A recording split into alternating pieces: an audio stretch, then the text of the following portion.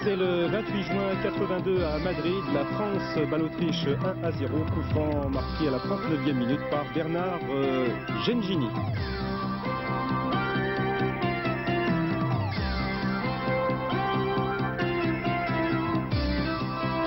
Bernard Gengini, que nous saluons tout de suite, qui a rendez-vous aujourd'hui avec nous en direct de Monaco. Un rendez-vous prévu de longue date avec vous, Bernard, et un rendez-vous qui tombe bien puisque hier soir contre Saint-Étienne, vous avez marqué 2 buts. On se retrouve maintenant avec vous dans le cadre du jardin exotique. Alors, la première question, Bernard, est-ce que le Gengini nouveau est arrivé? Ben écoutez, Georges-Dominique, si j'étais imitateur, je pourrais répondre à sa place, je pourrais aussi me laisser pousser la moustache, car figurez-vous que Bernard n'est toujours pas à nos côtés, il doit encore s'entraîner, et s'entraîner peut-être à tirer des coups francs, comme celui contre l'Autriche qui était si beau. Il va nous rejoindre dans un petit instant, et je crois qu'on pourra le questionner tout à l'heure, alors qu'ici nous nous trouvons, vous le savez, dans le jardin exotique de Monaco. Alors, puisque vous êtes tout en haut, est-ce que le Gengini nouveau est sur la pente ascendante? Il est, je crois, sur la pente ascendante, même s'il souffre encore. Bon, vous savez, il y a certains automatismes à trouver. Il y a de nouveaux coéquipiers, s'adapter aussi à la chaleur. Entre Sochaux, le climat de Sochaux, celui de Saint-Étienne et celui de Monaco, il y a tout de même un écart. Et cela a son importance, surtout qu'on a connu les grosses chaleurs récemment. Mais je crois qu'il est sur la bonne pente.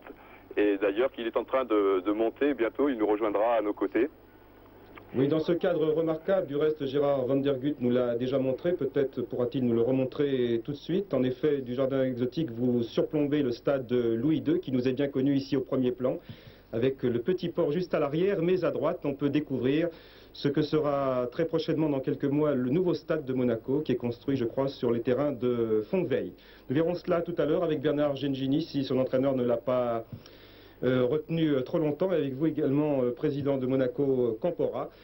Voilà donc en ce qui concerne Monaco et Gengini que nous rejoindrons d'ici quelques minutes. La semaine, bien sûr, a été surtout dominée par la folle aventure d'Auxerre. Nous verrons cela tout à l'heure avec vous, Frédéric Jaillant. Vraiment une folle semaine pour Auxerre. Et hier soir, le stade a dû exploser là-bas. Ah, c'était la fête hier soir, aussi bien pour les spectateurs que les joueurs. Une fête réussie à tout point de vue. Nous verrons ça tout à l'heure. Oui, tout à l'heure, donc en fin d'émission. Et pour la première fois cette semaine, il y avait au programme 2 journées en championnat de France de première division. La 5e mercredi. Hier soir, c'était la 6e. D'abord, le film début marqué lors de la 5e journée. Et on va commencer justement avec le club de Gengini, l'AS Monaco, qui a remporté un succès absolument triomphal sur le terrain de Metz. La 5e journée en images. Gengini que nous allons retrouver tout de suite devant les vestiaires au stade Saint-Symphorien. Voilà, il salue ici Eric Pécou. Monaco joue à Metz. Pécou qui salue ses anciens coéquipiers, mais il est dans ses intentions de leur jouer, vous le devinez, un mauvais tour. Et ce mauvais tour ici, Pécou est bien près de le réussir. Ettori sort et Monaco se sauve. Corner maintenant tiré par Gengini et une reprise acrobatique quant au final de Bravo 1-0. Les bébés de la principauté sont déchaînés après Bravo. C'est ici le gauche de Bruno Bellone, 2-0 sur le terrain de Metz. Les Blancs vont même tout de suite doubler ce score, un contre favorable à Daniel Bravo. Il court comme un sprinter. En grand technicien, il fait un crochet. 3-0, Daniel Bravo. Et tout de suite encore, c'est lui, Bravo, Bellone, 4-0 chez l'adversaire. Il faut le faire. On change de terrain, un corner pour Nantes, un centre d'Ayache. Et un but nantais de Touré, 1-0 pour Nantes. En fait, c'est un but, je crois, marqué par un défenseur rennais. Nantes-Rennes, c'était en tout cas le premier derby de l'Ouest depuis 6 ans. Un beau numéro ici de Bouzdira, égalisation des Bretons en 2e mi-temps. Les champions de France nantais, eux, n'étaient pas très à leur aise. On va tirer ici tout de suite, regardez. Voilà, sur le maillot d'Ali Lodzik, c'était bien visible. Et les jaunes vont pouvoir tirer un penalty. J'ai décidé que ce serait penalty, dit l'arbitre. Alors Oscar Muller est prêt. En face Diar, ouf, j'ai cru que ça allait au-dessus, mais c'est entré dans la lucarne. 2-1 pour Nantes à 13 minutes de la fin. Les Rennais en tout cas y croient encore, mais ils ne vont pas obtenir eux ici le penalty qu'ils étaient en droit d'espérer. On avait fait le plus dur, c'est-à-dire l'égalisation. Mais l'arbitre n'a pas voulu. Enfin, vous allez dire que je reviens sur l'arbitrage, mais il est certain que quand on se voit refuser un pénalty qui a été accordé quelques minutes auparavant, à Nantes, ça vous met en boule. Nice et 3-1 pour la tête de Gérard Bucher. Je reviens au même meilleur niveau, c'est inespéré parce que bon, j'ai eu pas mal de problèmes à Nice. Et puis en plus, j'ai eu un accident de voiture qui m'a immobilisé 2 mois. Il a fallu que je cravache dur en préparation pour pouvoir me remettre surtout physiquement dans le coup et je suis très content d'être déjà à ce niveau. Numéro 7, Monzuc. À Rouen, on est content justement et on le sera encore davantage après cette magnifique reprise de Monzuc. Rouen bat Sochaux 1-0. Le FC Rouen a 7 points sur 10. C'est un petit peu dommage d'avoir perdu ce petit point à Nîmes qui, on s'aperçoit, rendrait bien des services ce soir. Et précisément ce soir-là, Bordeaux accueille Nancy, une première tentative de Lacombe. Tigana pour Lacombe à nouveau 1-0. Nancy qui n'a que 2 points jusqu'à présent est bien parti ici pour améliorer l'ordinaire après ce numéro de l'attaquant nancéen Jacques et cette petite balle pour son capitaine Philippe Janol. Égalisation, mais il n'est pas encore temps, messieurs les Nancéiens, de rentrer au vestiaire. Il reste encore 25 minutes de jeu. Bordeaux par Girard, par Tigana, par Giresse et finalement par Lacombe. 2-1, Bordeaux est à un point du premier.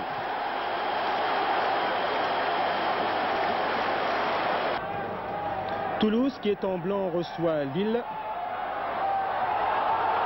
Ferrage réclame à corps et à cri un coup franc. Alors il est là pour le tirer lui-même.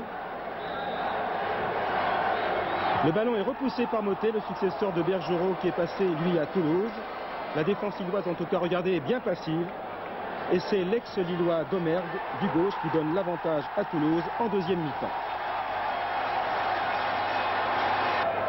Une nouvelle attaque des joueurs du Stadium. Et le dernier mot tout de suite par Ferrage, 2-0. Lille pourtant fait un match honorable. Et sur ce corner, un blanc va repousser de la main. Et même du poignet. Regardez, les Lillois le montrent.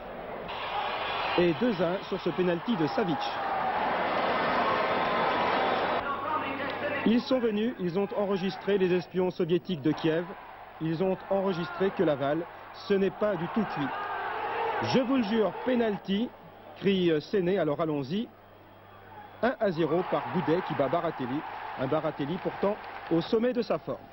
En super forme également l'avant-centre de Laval Séné qui offre ici le 2-0 sur le pied de l'Allemand Jank. Il reste 3 minutes, tout le temps d'applaudir.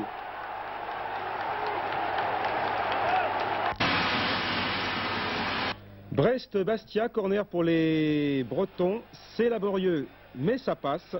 1-0 pour Brest à 2 minutes de la mi-temps. Attaque des Corses, mais contre-attaque brestoise menée ici par Njoléa, le fils de l'ancien joueur stéphanois. Que feriez-vous à sa place? Eh bien, il passe. Il reste un bleu, mais il est au tapis. 2-0 pour Brest. Et c'est ce même Njoléa, encore un jeune joueur, qui avec un sang-froid de vieux briscard, qui signe ici le 3-0. Les Verts sont à Toulon, plus précisément dans le petit coin, et c'est dans la lucarne que Bellus envoie ce ballon. 1-0 pour Saint-Etienne à la 24e minute. d'Alger, dans la surface où Onis est là dans les parages. Il va égaliser? Non. Fin de ce Tour de France maintenant à Strasbourg. Strasbourg, 4 matchs nuls en 4 matchs. Les Bleus recevaient Nîmes. Le Danois Nielsen tombe dans la surface de réparation. Rien à faire, pénalty et carton au passage. Pénalty pour Strasbourg, que va tirer tout doucement Félix Lacuesta, doucement, mais ça passe 1-0 à 5 minutes de la fin. C'est la première victoire de Strasbourg. Le rappel des résultats de cette 5e journée, les seules surprises en fait, la victoire d'Auxerre qui gagne à Lens, faux pas donc du Paris Saint-Germain à Laval, première victoire stéphanoise. Vous connaissiez, je pense, ces résultats, le classement. Et pour la première fois de sa courte histoire, Auxerre est le numéro 1 du football français. Mais les loups du championnat sont juste derrière, c'est-à-dire, regardez, Monaco, Bordeaux et Nantes. Et puis, tout en bas, 2 équipes attendent encore leur première victoire. C'était en tout cas mercredi soir. Il s'agit de Nancy et de Rennes. Voilà donc pour cette 5e journée. Alors j'appelle Didier Roustan et peut-être Bernard Gengini à Monaco. Vous êtes là? Non, il n'est pas là. Georges, ça fait seulement 3 mois qu'il était à Monaco. Il s'est peut-être perdu dans la ville. Enfin, il paraît qu'il est parti du stade, cela fait maintenant 3 quarts d'heure. Alors nous sommes avec le président Jean-Luc Opera un petit peu inquiet, comme il vit sur un nuage actuellement avec l'ASM. Il a peut-être oublié tout simplement notre rendez-vous. Nous lui avons rappelé tout de même hier soir. Je pense qu'il ne devrait pas y avoir de problème. Il faut se montrer encore un petit peu patient. Oui, on va se montrer patient. On est sûr que Bernard sera là car c'est un Alsacien, il est très respectueux. Et j'ai eu Madame Gengini, il était 11h15, qui m'a dit non, Bernard ne rentrera pas après l'entraînement. Il vient directement chez vous, là-bas du côté du jardin exotique. Alors, on va profiter de la présence donc, du président Campora à vos côtés pour lui poser une question toute simple. On vient de voir Monaco triompher 4-0 sur le terrain de Metz. Alors Monaco, parmi les favoris, et peut-être même favori avec un grand F, président. Oui, je crois que notre ambition est que Monaco essaye de reconquérir le droit à participer à une Coupe d'Europe.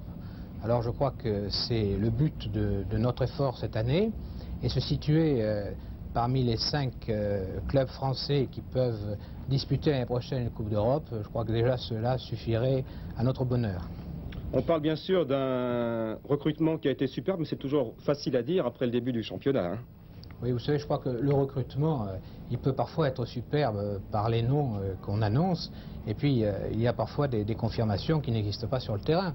Nous avons, nous, cette année, la chance que nos 6 garçons qui ont été recrutés nous donnent tous entièrement satisfaction après ce début de championnat. Le championnat est encore long et je crois qu'ils ont encore tous beaucoup à démontrer. Alors la question qui vient à l'esprit tout de suite, avec cette vue plongeante sur le stade de Louis II, où l'AS Monaco joue depuis des lustres, on le connaît bien, ce stade, son rocher, ce petit public, encore qu'il y ait beaucoup de monde grâce aux vacances. Il y avait, je crois, encore 12 000 spectateurs hier soir. Mais à la droite de ce stade, il y a les nouvelles installations qui seront prêtes pour la saison prochaine? Oui, c'est ça. Pour la saison 84-85, nous allons inaugurer le nouveau stade. C'est un stade qui va contenir 20 000 personnes avec 10 000 places assises et 10 000 places debout, et qui aura aussi l'avantage d'avoir 4 niveaux de parking entièrement sous la pelouse, ce qui permet à tout le public de la principauté et de la région avoisinante de pouvoir venir tranquillement et d'être certain de trouver une place de parking, choses qui sont parfois très difficiles à réaliser dans de nombreux stades, et en particulier dans notre stade Louis II actuel. À ce sujet, Georges, je crois qu'on pourrait demander au président l'intérêt de construire un nouveau stade de 20 000 places, quand on sait que votre club, généralement, a une moyenne de 4 ou 5 000 spectateurs. C'est vrai, mais je crois qu'il y a deux aspects. Premièrement, il y a les règlements qui imposent à tous les clubs un stade d'une quinzaine de milliers de places. Et deuxièmement, il y a la vocation et l'ambition que nous avons d'attirer non seulement au futur stade Louis II de Monaco le public de Monaco et de la région la plus proche, mais nous voulons essayer de devenir un club régional et attirer tout le public potentiel qui existe depuis la frontière italienne jusqu'à la région de Nice et de Cannes. Et c'est pour cela, je crois, que dès cette année, nous avons pris comme décision de faire un recrutement un petit peu optimal par rapport à nos habitudes, car nous voulons donner à tous les spectateurs potentiels l'envie de venir au stade, et pour cela, je crois que nous commençons bien ce que nous avons à faire. Et à ce sujet, il y a un bon exemple avec l'arrivée de Daniel Bravo, qui correspond à tous les critères. Je pense que Daniel, avec sa réputation, sa gentillesse, est susceptible d'intéresser un public régional, et je crois que déjà les Estivants ont démontré leur volonté de voir l'AS Monaco, et je crois que c'est une très bonne chose et que nous avons beaucoup de chemin à faire pour attirer du monde, mais je crois que nous le ferons très sereinement et tranquillement. Merci d'être là, président Campora. Vous connaissez bien les lieux, ainsi que Didier. Alors, Didier, vous nous avez dit que Bernard Gengini avait quitté l'entraînement il y a 3 quarts d'heure. Alors, il y a combien de kilomètres entre le stade d'entraînement et le jardin exotique? Oh, oui, je crois qu'il n'y a pas tellement de kilomètres, mais il y a surtout beaucoup d'embouteillages actuellement.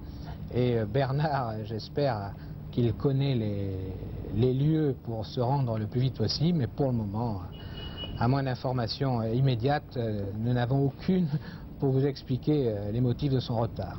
C'est vrai que les footballeurs, même les internationaux, n'ont pas encore de chauffeur, et c'est mieux ainsi. Alors on poursuit ce téléfoot. En attendant, j'espère, Bernard Gengini. Il a encore 35 minutes devant lui. On passe à autre chose. Vous vous souvenez, dans Téléfoot de dimanche dernier, je vous avais appris la mort du président de l'Union européenne, M. Artemio Franchi, c'était un Italien. Il a été victime d'un accident de la route dans la région de Sienne, en Toscane. Et c'est un Français, M. Jacques Georges, qui va assurer l'intérim et qui sera du reste candidat donc, à la présidence de l'Union européenne en 1984. Et du reste, il y a environ 18 mois, j'avais rencontré ces deux hommes, le président Franchi et M. Georges. Cela se passait à Zurich. C'était le jour où l'on annonçait que la France organisait le championnat d'Europe des nations. Voilà sur les hauteurs de Zurich, donc en décembre 81, M. Artemio Franchi de face et à droite le Français Jacques Georges. Le comité exécutif a pris la décision au sujet de l'attribution de la phase finale du championnat d'Europe. Ça a été attribué à l'unanimité à la Fédération française de football. 7 stades en France de 50 000 spectateurs, est-ce qu'il n'y a pas un risque compte tenu de la désaffection du public au niveau du championnat de France? Non, je ne pense pas. Je pense qu'actuellement, il y a au contraire une explosion pour le public et je pense que c'est une compétition de cette qualité qui réunira les 8 meilleures équipes européennes doit faire quand même que le public retrouve le chemin des stades, surtout que ce sera de bons stades. Et M. Jacques Georges, vous en souvenez peut-être, tout au moins les plus anciens, qui était le prédécesseur à la présidence de la Fédération française de football, qui était le prédécesseur de M. Fernand Sastre. On passe maintenant au championnat, mais à la deuxième division, dans le groupe A. Voilà les résultats. Guignon, le leader, vous le constatez en notre première ligne, a perdu à Villefranche, 3-2. Grenoble, par contre, lui, est allé gagner à 7 nettement, 3-0. Succès de Nice à La Roche-sur-Yon. Le derby Martigues contre l'OM n'a pas eu de vainqueur, 1 partout. Montpellier gagne à Angoulême 2-1. Cuiseaux, Louhans et Thonon ont fait match nul 1-1. On joue cet après-midi à Besançon et à Alès. Au classement de ce groupe A, Grenoble est à nouveau seul premier, suivi à 1 point par le trio Nice, Guignon et Montpellier. On passe maintenant au groupe B en images. Après avoir vu la suite du classement, donc au groupe B en images, avec un match intéressant, match en fait au sommet hier soir, devant 12 000 spectateurs à Tours, entre Tours et le stade de Reims. Tours-Reims, donc les Tourangeaux en ciel qui obtiennent un corner dès la 3e minute de jeu. Si ma vue est bonne là-bas dans le petit coin de l'autre côté, c'est le capitaine de Tours, Paul Agnoc, qui tire ce corner, une tête, et puis c'est un rouge qui marque contre ce camp, c'est Rosario Gianetta, 1-0 donc pour Tours à la 3e minute. Mais les Champenois égalisent ici à la 37e minute. Le ballon échoue finalement à Lafond, 1 partout, ce sera le score à la mi-temps. Donc bonne opération pour l'instant pour Reims. À la reprise cependant, Tours va changer de rythme, multiplie les offensives. 70e minute, Deville-Chabrol est fauché dans la surface par Sarr. Monsieur Benali arrive sur le point de pénalty, où va également arriver ici Loiseau, qui ne manque pas une si belle occasion. 2-1 pour Tours. Des points précieux pour l'équipe tourangelle. Les petits Tourangeaux, eux, sont très contents. Dans ce groupe B, Mulhouse a fait match nul à Monceau, 1 partout. Petite sensation hier après-midi au stade de Colombes, puisque le derby parisien est revenu au Red Star. Le Red Star pourtant dernier qui a battu le Racing Club de Paris 2-1. Le Racing qui essuie sa 2e défaite consécutive. Orléans de son côté a battu Dunkerque. Le stade passe 4 buts à Roubaix. Châteauroux s'impose encore à l'extérieur, à Angers. Au classement, donc, l'équipe de Tours entraînée par Guy Briet est seule en tête. Suivent à 1 point Mulhouse et Orléans. Et à signaler que lors de la prochaine journée, c'est-à-dire vendredi soir, Mulhouse, le 2e, recevra Tours. Il y aura, je suppose, beaucoup de monde au stade de Lille à Mulhouse. Voilà, cela dit, mercredi prochain, ce sera pour l'équipe de France la rentrée des classes, avec le match entre l'équipe de France et l'équipe uruguayenne très célèbre du Pénarol de Montevideo. Alors, cette semaine, cela a été le premier tableau noir pour Michel Hidalgo, 16 présélectionnés, vous voyez, en bleu, blanc, rouge. Une sélection en fait sans bouleversement, encore qu'il y ait un seul bleu. Vous voyez le premier nom en haut à gauche, un seul bleu, le gardien d'Auxerre Joël Batz, qui avait déjà joué à plusieurs reprises dans l'équipe de France des Espoirs. Platini, lui, n'est pas sur ce tableau, car il est occupé avec son club de la Juventus de Turin, à l'occasion de la Coupe d'Italie. Alors, si les embouteillages n'ont pas été trop importants, Bernard Gengini est-il là? Il pourrait peut-être nous faire... Ah, il est là, Bernard. Bernard, vous nous entendez? Oui, oui, il vous entend, Georges. D'accord. Alors, était-ce les embouteillages? C'est ça, c'est ça. Je connais pas trop la région encore, alors j'ai été pris dans les embouteillages et je m'excuse de ce retard. Vous aurez le temps de vous y faire, car vous avez signé combien de temps à Monte-Carlo? J'ai signé pour 3 saisons. Bon. Oui. Alors, vous venez de voir une liste où ne figure pas votre nom, alors je suppose que lorsque l'on est footballeur professionnel, on est toujours déçu? Un petit peu, bien sûr, parce que je crois que c'est l'objectif de tout joueur de postuler une place en équipe de France. Mais je crois que la saison dernière, j'ai pas fait une très bonne saison avec Saint-Etienne. Et puis, beaucoup de jeunes joueurs ont confirmé en équipe de France, ont montré que, surtout au milieu de terrain, il y avait beaucoup de monde qui pouvait y jouer. Je crois que les places seront de plus en plus chères. Mais je pense que si je fais une bonne saison avec l'AS Monaco, j'aurai à nouveau ma chance. Et Michel Hidalgo, je pense, me refera confiance. Surtout, qu'en ce qui concerne votre poste, milieu de terrain, il y a pas mal de noms, 6, 7 et 8 pour 3 places. Pour l'instant, Platini, Giresse, Tigana, Ferreri, Touré et Fernandez, plus Henri, Viacruz, etc. Ça fait beaucoup de monde. Hein. Oui, ça fait beaucoup de monde, des joueurs de qualité, comme je vous l'ai dit tout à l'heure. Et je crois que pour postuler une place pour le championnat d'Europe, je le répète, il faudra faire une excellente saison avec son club. Tout à l'heure, en ouverture, lorsque nous vous attendions, je posais la question suivante qui vous concernait, Bernard. Est-ce que le nouveau Gengini est arrivé, puisque vous avez encore marqué 2 buts hier soir contre Saint-Etienne? Oui, je l'espère du moins. Je pense que je ne suis pas au maximum encore, comme l'équipe monégasque. Elle peut encore mieux faire, et moi aussi, je crois. Mais c'est vrai que je retrouve un petit peu certaines sensations que j'avais perdues la saison dernière. Et je crois que je suis quand même très heureux d'être dans un club comme Monaco. Vous arrivez à Monaco à l'âge de 25 ans. Vous avez débuté par Sochaux, ensuite une année plutôt sombre à Saint-Etienne. Monaco maintenant. Alors le changement dans l'entraînement et dans la façon de jouer? Je crois que chaque entraîneur a un petit peu ses méthodes et ses conceptions de jeu a des méthodes et des conceptions différentes. Je crois que ici, Lucien Muller est pour le beau jeu. Je crois que ça a été toujours l'atout primordial de l'AS Monaco, mais je crois qu'aussi il veut allier à ça une rigueur défensive qui manquait un petit peu à ce club pour justement se hisser au niveau des meilleurs et surtout au niveau européen. Alors je crois qu'on va vous voir tout de suite. Vous avez été filmé par Téléfoot il y a quelques jours au stade Louis II lors de l'entraînement de l'AS Monaco. On va y découvrir une fois de plus le soleil, la mer, peut-être pas les bikinis, peut-être les palmiers. Alors est-ce que c'est dur d'être footballeur professionnel à Monaco dans ce climat, disons, un peu détendu? Non, je pense qu'au contraire, c'est une excellente chose parce que ça permet un petit peu de nous évader, de ne pas penser toujours qu'au football. Et je crois qu'ici, c'est vraiment un petit paradis et il y a beaucoup de belles choses à voir. Et je crois que les deux choses sont tout à fait conciliables. Alors, vous venez d'arriver, est-ce qu'on est tout de suite à l'aise ou il y a une période d'adaptation? Non, je crois qu'ici, on est tout de suite à l'aise. Je crois que j'ai trouvé un groupe de joueurs très ambitieux et je crois que mon adaptation s'est faite très rapidement. Je crois que également le niveau de jeu, la façon de jouer de l'équipe est assez technique et ici, je crois que ça convient beaucoup mieux à mes qualités. Et puis là, on vous voit, je crois, avec votre ancien camarade de Sochaux, Éric Benoît, alors des relations privilégiées. Ça fait du bien de rencontrer un ancien camarade d'équipe. Oui, c'est beaucoup plus facile quand on arrive à 2 joueurs comme Éric Benoît, on s'est connu longtemps à Sochaux. Je crois que c'est beaucoup plus facile de s'intégrer dans un club. Et on a fait nos classes ensemble à Sochaux et je crois que nous confirmons un petit peu notre bonne saison à Monaco. Puis en plus de ça, Bernard, vous êtes alsacien et puis il y a un autre alsacien dans l'équipe, c'est l'entraîneur Lucien Muller, qui a fait un long stage de 20 ou 25 ans en Espagne. Oui, c'est ça, il est alsacien comme moi et je crois que ça facilite un petit peu les rapports. Comme nous sommes nouveaux tous les deux, je crois que ça arrange un petit peu les choses. Dites-moi très franchement, alors on parle le dialecte parfois, on parle l'alsacien entre vous deux?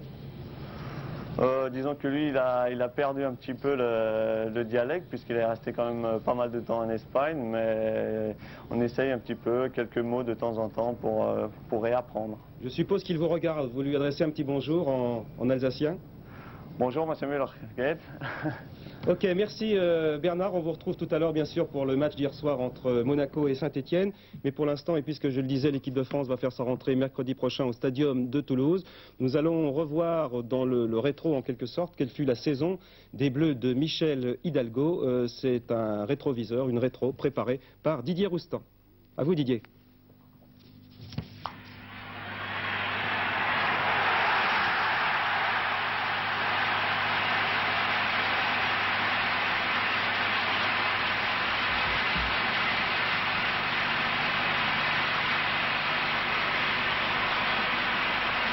Michel Platini et l'équipe de France a vraiment réalisé une saison 82-83 de tout premier ordre. Et pourtant, tout avait mal commencé avec ce match au Parc des Princes le 31 août 82 contre la Pologne. Une erreur de Trésor et un premier but marqué par Yalosha. Nous sommes en première mi-temps et la Pologne, qui nous avait déjà battus lors du dernier mondial en match de classement, eh bien, mène 1-0 à la mi-temps.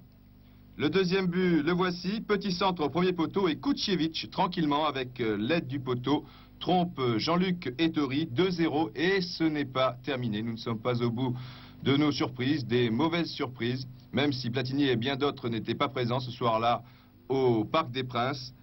Kutsiewicz est monté, il a vu Ettori avancer, bien vu, bien joué, 3-0. Et pour terminer, une faute du stopper français Philippe Mahut, penalty indiscutable et guère discuté du reste. But de Bunkol, 4-0, un match à oublier bien vite. On se retrouve sur cette même pelouse du Parc des Princes le 6 octobre 82 pour le match France-Hongrie. Nous sommes en deuxième mi-temps, toujours 0-0, montée rageuse de Trésor et la suite d'un 1-2 avec Giresse, un bon centre et un but de Laurent Rousset, dont c'était la première sélection. Il avait déjà porté le maillot bleu contre la Juventus de Turin un an auparavant, mais cela ne comptait pas comme sélection.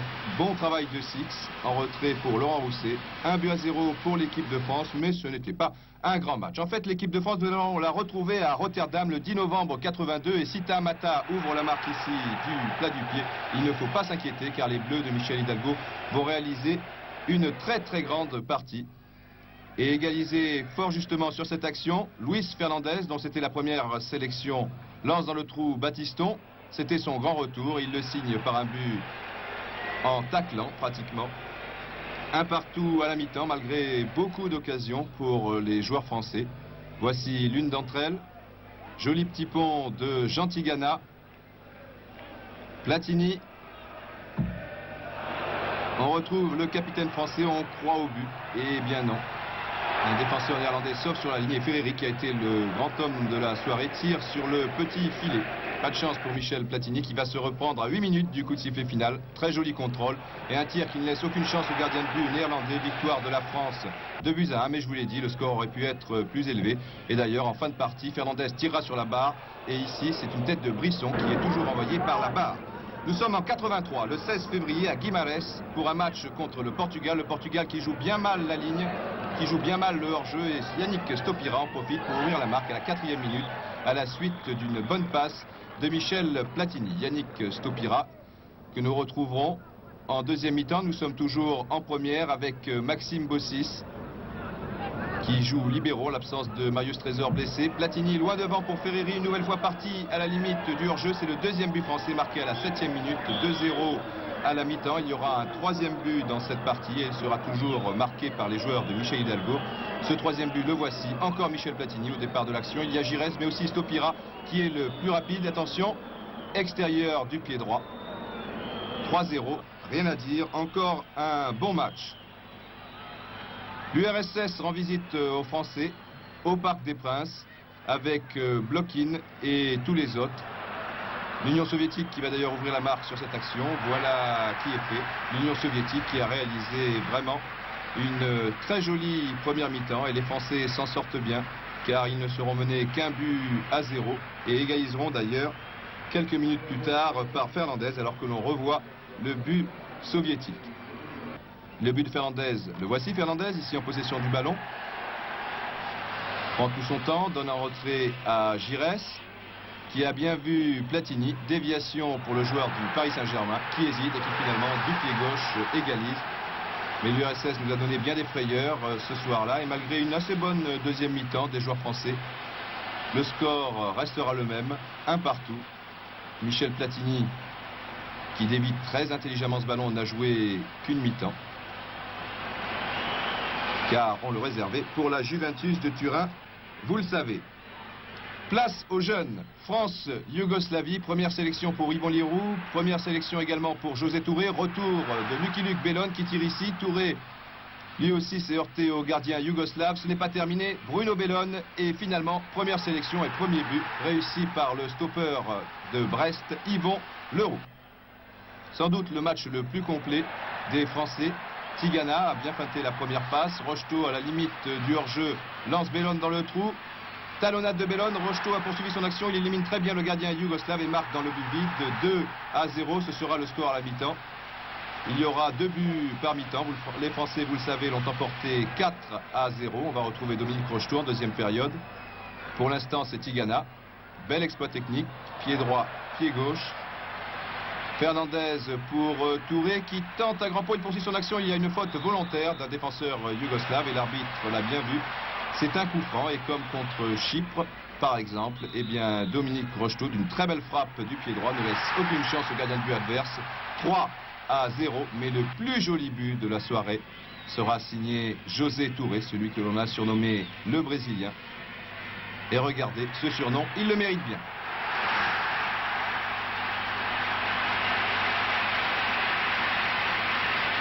Vraiment une bien belle soirée au Parc des Princes le 23 avril dernier, donc corner et dernier but de cette partie. Très bon contrôle orienté. Touré va frapper, non. Le ballon touche terre. Il a vu la position du gardien de but. Le défenseur ne l'attaque pas. C'est une erreur. 4-0. Et nous allons terminer cette saison avec un match contre la Belgique. La Belgique qui nous avait posé bien des problèmes lors des éliminatoires de la Coupe du Monde. Tête plongeante de José Touré, but de Didier Six qui pour la première fois en équipe de France était capitaine. Le match, vous le savez, se joue sur terrain neutre à Luxembourg. Et une minute plus tard, eh bien c'est Bodekers qui égalise pour la Belgique. 4 victoires, 2 matchs nuls et seulement une défaite. Vraiment une bien belle saison. Alors pourvu que cette saison se poursuive de la même façon. Alors après Toulouse, donc Pénarol de Montevideo mercredi prochain. Les Français iront au mois de septembre au Danemark, en octobre au Parc des Princes France-Espagne, en novembre nous irons à Zagreb jouer contre la Yougoslavie.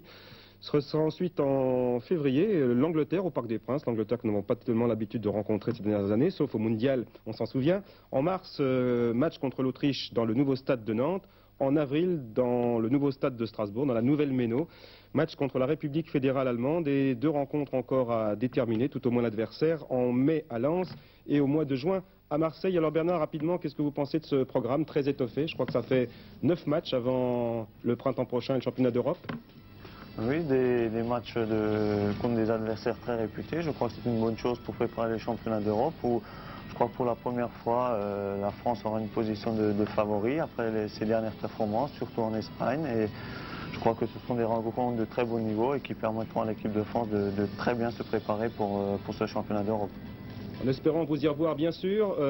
Voilà en ce qui concerne l'équipe de France. Alors Didier, maintenant, on en arrive au championnat. Bernard a marqué 2 buts la semaine dernière contre Brest et hier soir contre Saint-Etienne, 2 autres buts. Oui, 2 autres buts. On peut dire que c'était un match comme on s'y attendait à sens unique. Les Stéphanois ont tout de même du mérite. Vous savez qu'ils sortent d'une crise où ils ont laissé quelques plumes. Et maintenant, et petit à petit, ils reviennent, enfin ils essaient en tout cas de revenir à leur meilleur niveau. Mais là, il y avait un écart entre les 2 équipes et tout le jeu s'est passé aux abords de la surface de réparation de Jean Castaneda. Et la victoire de Monaco ne souffre d'aucune discussion. 3-1. Le score aurait même pu être un peu sévère. Je crois maintenant que, alors que vous voyez, là, c'est une question à 3 sous. De quoi s'agit-il? C'est tout simple, c'est l'Equino Cactus Grisoni, qui est une pièce unique que vous avez vue au passage, et qui est la pièce la plus cotée dans ce jardin exotique qui a fêté son 50aire il y a peu de temps. Alors qu'ici maintenant nous sommes au stade Louis II avec une première occasion pour Krause, le ballon étant difficilement dégagé par Jean Castaneda. Ballon qui termine finalement en touche. Nous sommes en tout début de partie et déjà Castaneda est obligé d'être toujours très concentré car les ballons vont être chauds. Ici c'est Bernard Gingini qui trouve très bien Bruno Bellone. Ferry, l'arrière gauche pour Castaneda. C'était une passe en retrait pas vraiment précise. Krause qui semble faire le plus difficile et finalement Ferry qui se reprend bien et qui dégage en corner. Toujours 0-0 après 20 minutes de jeu. Mais on a l'impression que le bûcheur Féric Benoît dont nous parlions à l'instant, Georges, l'ancien Socialien, pour Bruno Bellone. Et là, Jean Castaneda a été largement battu à la 24e minute.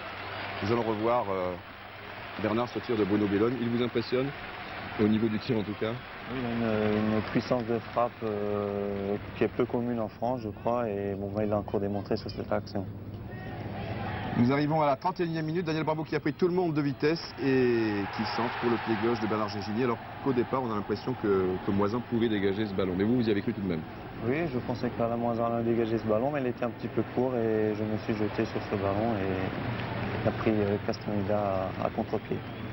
Voilà, enfin, ce n'est pas facile pour la Moisan qui revenait, qui aurait très bien pu marquer contre son camp sur cette action. Un très bon centre donc de Daniel Bravo qui a réussi encore une nouvelle fois hier soir au Stade Louis II une très très belle partie. Et le Prince Régnier et le Prince Albert aux côtés de Jean-Louis Copera apprécient évidemment. Nous sommes maintenant à la 42e minute, la mi-temps approche. Et toujours l'AS Monaco, Bijota pour Leroux, un boulet. Finalement ça passe à côté, 1-0 à la mi-temps. Je crois que le score aurait pu être plus net en votre faveur. Oui, je pense qu'on a eu 2-3 autres occasions et je crois qu'on a déjà pu faire la différence à ce moment-là. La première occasion stéphanoise, la voici à la 52e minute, un coup franc de Kupčević et heureusement Jean-Luc Ettori possède, heureusement pour lui, de bons abdominaux. Nous allons arriver à la 54e minute. C'est Yvon Leroux qui monte, très décidé, qui laisse le ballon à Daniel Bravo. Et regardez là, c'est superbe, comme à l'entraînement. Petit extérieur du pied droit pour Leroux qui a poursuivi son action. C'est le deuxième but, mais on va le revoir au ralenti. Bernard, je pense que l'extérieur du pied droit de Daniel Bravo est un petit chef-d'œuvre, la précision en tout cas. C'est une très bonne dernière passe de Daniel Bravo qui déjà est à l'origine de mon premier but. Et ensuite, Yvon Leroux qui, je pense, fait semblant de centrer et qui la met au premier poteau. Voilà, d'ailleurs Castaneda n'a pas bouché l'angle de tir, il y avait un écart entre le poteau et lui-même. Il s'attendait effectivement à un centre, enfin on peut le supposer. Et là vous continuez toujours, nous sommes à la 59e minute. Bruno Bellone a fait le plus difficile, on pense qu'il va tirer en force, il veut peut-être placer son ballon ou il rate son tir, c'est difficile à dire. Difficile à dire, oui, il sort d'une série de dribbles assez impressionnants et je crois qu'il a un petit peu raté sa frappe. Il manque peut-être un peu de lucidité après cet effort. Maintenant nous sommes à la 61e minute, donc vous continuez votre pressing, vous allez bénéficier d'un corner concédé par Alain Moisan devant Bruno Bellone. Corner tiré par Amoros. Là il va se passer des choses, c'est un peu flou, mais à l'arrivée, voilà, du coup de pied, c'est une chance à Jean Castaneda. Oui, un petit cafouillage sur ce but, le ballon m'est revenu et puis j'ai frappé instantanément. Je crois que bon, quand tout sourit actuellement, on peut se permettre des choses qu'on ne tente pas d'ordinaire. Vous ne tentez peut-être pas la saison dernière à la Saint-Etienne. C'est ça, c'est vrai. Alors là, à partir de cet instant, 3 buts d'écart, le match est joué. Vous allez connaître un petit passage à vide et Saint-Etienne va en profiter un petit peu. Oui, c'est vrai qu'après ce troisième but, on s'est un petit peu relâché. C'est vrai que le match était gagné et Saint-Etienne en a profité pour revenir un petit peu et ce qui va leur permettre de revenir 3 buts 1. Déjà ce but, on le pense sur ce coup franc de Zanon. Le ballon est passé légèrement à côté. Jean-Luc Ettori n'a pas vraiment bougé. Il a le coup d'œil. Oh là là, ne vous inquiétez pas. J'ai bien vu que ce ballon sortait. Pas de problème. Seulement 3 buts encaissés pour l'instant, 3 buts dans le même match contre Lens. Une nouvelle occasion pour Krause qui lui alors a un petit peu du mal à s'adapter. Je crois que c'est un petit peu le problème du buteur. Uwe Krause n'a pas encore réussi à trouver le chemin des filets, mais je crois que dès qu'il aura marqué son premier but, ce sera le déclic pour lui. Et à ce moment-là, je crois que Krause sera encore un atout supplémentaire dans le jeu de l'AS Monaco. Voilà, un problème de confiance donc, et voilà le but stéphanois. Inscrit à la 87e minute, au départ un coup franc de Kupčević. Là encore c'est un peu confus, il y a une tête de Chillier. Daniel était dans le coup et finalement Caro qui sauve l'honneur. Donc comme l'on dit, 3 buts à 1. Ça va être dur peut-être cette saison pour Saint-Etienne, enfin qui a tout de même gagné à Toulon dans la semaine, c'est vrai.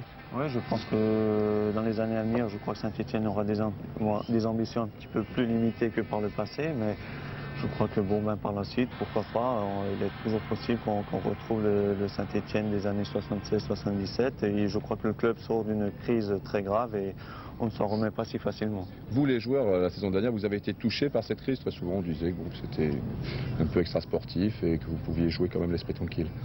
Ça me semble difficile. Je crois que c'est difficile quand dans un club il n'y a pas une bonne entente entre l'entraîneur, les dirigeants, les joueurs. Quand il n'y a pas une sérénité dans le club, je crois que c'est difficile après également aux joueurs de d'être en confiance sur le terrain. Et je crois que la saison dernière, nous avons connu 5 présidents quand même, ce qui montre quand même que le club était très, très instable. Et je crois qu'à ce moment, c'est très difficile également pour les joueurs. Merci Bernard, merci Didier. Le temps presse et surtout, je vous avais parlé vers la fin de l'émission de la fabuleuse semaine réussie par les Bourguignons d'Auxerre. Une semaine fabuleuse que vous avez eu la chance de pouvoir suivre, Frédéric Jaillant. Et cette semaine avait commencé au Stade Bollaert à Lens. Elle avait commencé mercredi dernier au Stade Bollaert. Tous les Lensois recevaient Auxerre. Les deux équipes étaient alors en tête du championnat.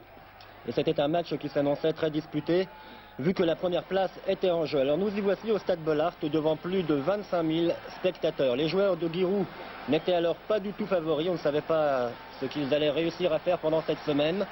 Et les Bourguignons, ce sont eux qui, après 10 minutes, vont connaître la première alerte à la suite de cette action. Kravzik, puis une erreur de Barret qui profite à Vercruis, mais le milieu de terrain lensois croise trop son tir. Lens domine, mais le début du match est surtout marqué par le duel que se livrent comme ici Ogaza 30 ans et Boli 16 ans et demi. Là, Ogaza a eu le dernier mot, mais ce sera la seule fois du match. Par la suite, l'Ivoirien d'Auxerre prendra à chaque fois le dessus sur l'attaquant polonais, comme ici. Basile Boli, un joueur difficile à impressionner.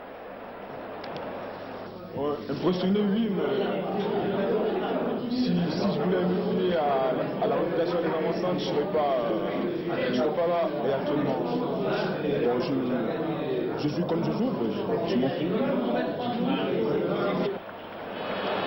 Et oui, cependant, Boli, comme toute la défense d'Auxerre, ne pourra rien faire sur ce centre de Marsiglia, repris de la tête par Brisson.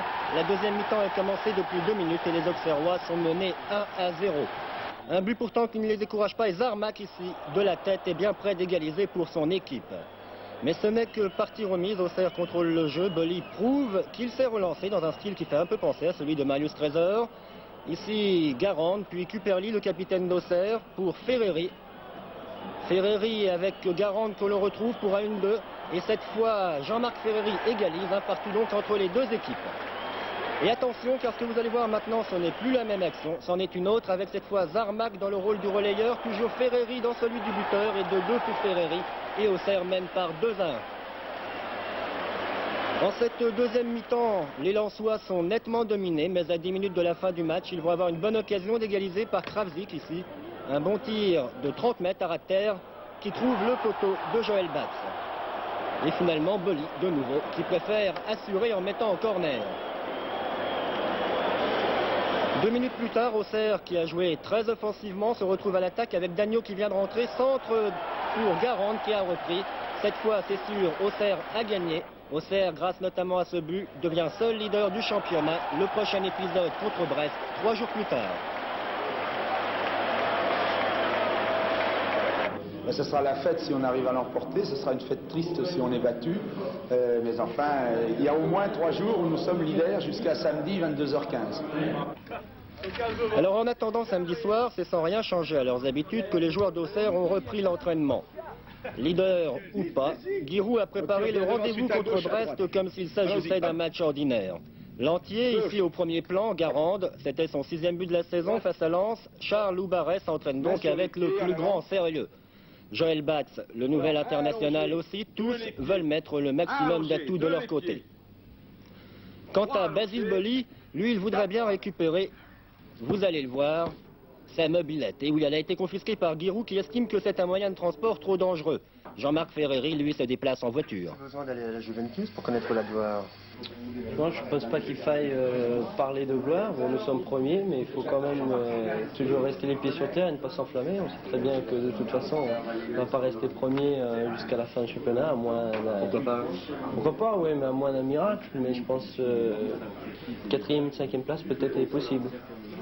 Vous êtes au club depuis 21 ans, Auxerre était alors en division d'honneur. Que de chemin parcouru depuis? Oui, effectivement, mes dirigeants ont eu beaucoup de mérite de me supporter pendant aussi longtemps. Et nous avons pu, en 70, après 10 ans de division d'honneur, monter en 3e division. Et 4 ans plus tard, en 74 en seconde, et accéder en 80, après la finale de la Coupe, accéder à la 1re division. Cette fameuse finale de la Coupe disputée en 79, l'année précédant l'accession, on en parle encore à Auxerre. L'équipe était alors emmenée par Serge Maisonnès. pour la première fois de son histoire en 75 ans, la JO-Auxerroise arrivait dans le concert, dans la cour des grands, dans un concert extraordinaire pour elle. Et je crois qu'effectivement, il y a possibilité d'établir un parallèle entre 79 et ce qui se passe à l'heure actuelle. Et l'enthousiasme entre les deux époques elles-mêmes? C'est vrai qu'il y a des similitudes. Il me souvient par exemple de ce vent de folie qui avait secoué le public auxerrois après notre victoire à Strasbourg. Et je crois que lorsque les équipiers de Cupperley sont revenus de Lens, ils ont connu un peu cette effervescence à l'aérodrome de Branche. Alors effectivement, il y a des similitudes entre les deux périodes. Et de l'effervescence, il y en avait hier soir au stade Abbé Deschamps. Malgré les vacances, près de 15 000 spectateurs s'étaient déplacés pour voir jouer les nouveaux leaders du championnat, qui recevaient donc Brest. Et le tout dans un air de fête. Ça vous plaît le football à Auxerre? Ouais. Vous connaissez les règles? Non, pas du tout, je viens comme ça. Et vous reconnaîtrez les gars d'Auxerre ou pas? Peut-être. C'est la fête, hein, il y a beaucoup de monde. Hein. J'espère que ça va durer. De toute façon, on gagne. On gagne ce soir, 3-0. Alors pour gagner 3-0, il faut marquer 3 buts. Et après 10 minutes de jeu, les Auxerrois sont bien près de marquer le premier. À la suite de cette action, Ferreri. Le jeu se développe, il est plus ou moins confus, mais il montre bien ce qu'a été la domination d'Auxerre en première mi-temps. Cupperley, finalement, un petit peu d'air avec Lantier sur la droite, un centre repris de la tête. Ça chauffe pour Brest, mais finalement, ça sort en 6 mètres. Mais ce n'est que partie remise pour Auxerre. 23e minute, un coup franc. Une talonnade de Zarmac pour Lantier et superbe but de Lantier. 1-0 pour Auxerre. Et puis, 30 secondes plus tard, 2-0, un but venu tellement rapidement qu'il a surpris tout le monde. Vous m'avez compris.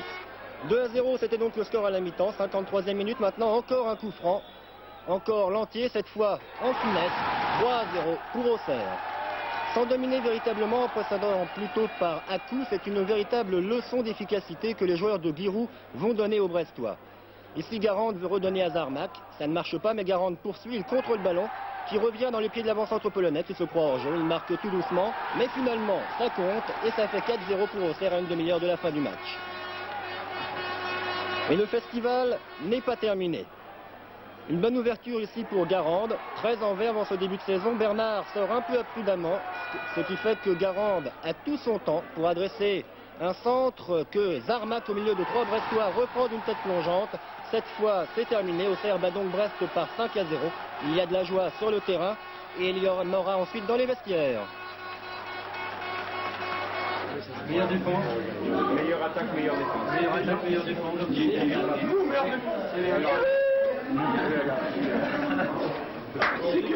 Et oui, meilleure attaque, meilleure défense. Eh bien c'est simple, la fête continue pour Auxerre. Oui, la fête continue, je disais, et puis ma foi, c'est bien agréable, hein, parce que on a pu confirmer devant notre public que la première place, ma foi, qu'on avait été chercher à l'extérieur, elle est méritée. Et Auxerre a une nouvelle dimension? C'est peut-être encore un peu tôt pour parler d'une nouvelle dimension pour Auxerre, mais je crois que on va commencer à être craint à l'extérieur aussi, et pour nous, ma foi, on va continuer. Je vois une équipe qui marche bien. Une grande équipe aujourd'hui?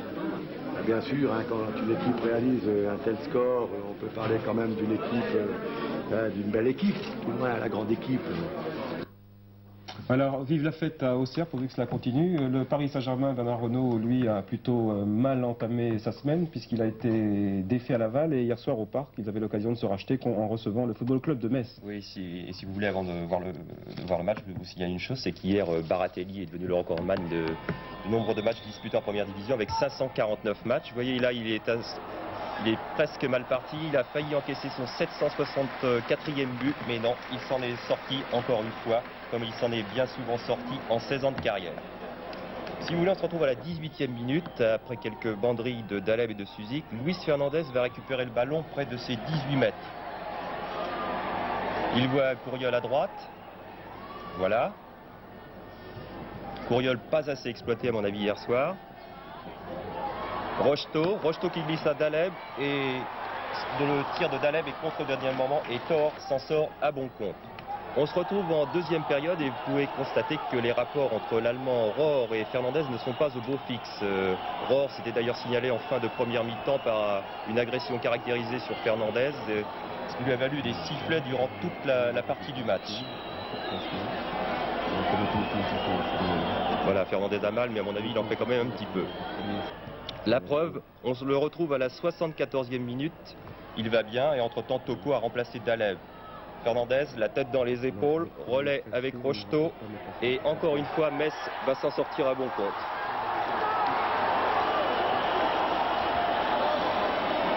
Voilà, on dégage n'importe comment. Une minute plus tard, Fernandez va encore être à l'origine d'une action dangereuse. Il part sur l'aile droite, passe à Suzik et devinez qui va surgir sur la droite. Voilà, vous avez gagné. Non, c'est lui. Voilà, oui, c'est Fernandez qui manque encore vraiment d'un rien d'ouvrir le score. 76e minute, coup franc pour une faute commise sur Rocheteau. Et Monsieur Dailly, hier à mon avis pas assez sévère, a bien du mal à se faire respecter. Voilà, Suzik tire et c'est Pilorget qui reprend la tête et inscrit le premier but.